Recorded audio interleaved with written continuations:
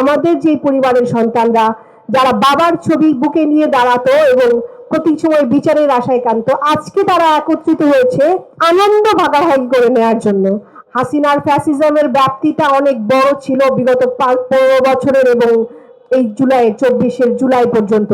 এখন পর্যন্ত প্রত্যেকটা পরিবার যাদেরকে হত্যা করা হয়েছে, যাদেরকে গুম করা হয়েছে, যাদেরকে খুন করা হয়েছে, যাদের সন্তানরা এখনো তাদের বাবাকে খুঁজে ফিরে, যেই পিতামাতা তাদের সন্তানকে হারিয়েছেন, তাদের একসাথে আমাদের আজকের এই আওয়াজ।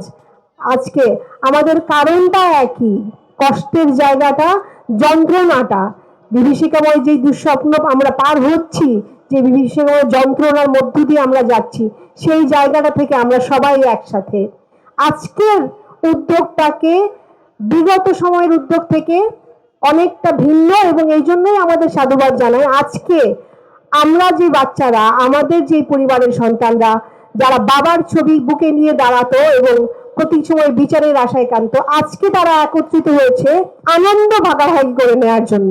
আজকে তারা একত্রিত হয়েছে সম্মিলিত হওয়ার জন্য। সব শহীদ পরিবারের সন্তান, সব গুম হয়ে যাওয়া পরিবারের সন্তান, 24 শহীদ হয়ে যাওয়া সবাই একসাথে হয়েছে। আজকে চিত্রাঙ্কন প্রতিযোগিতা হবে, তারা অনেক একসাথে খেলবে ওয়ান্ডারল্যান্ডের মাঠে এবং আমরা আনন্দটা ভাগাভাগি করে নেব।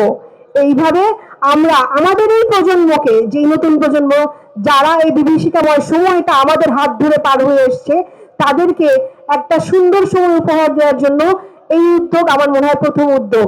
এই উদ্যোগকে সাধুবাদ জানাই।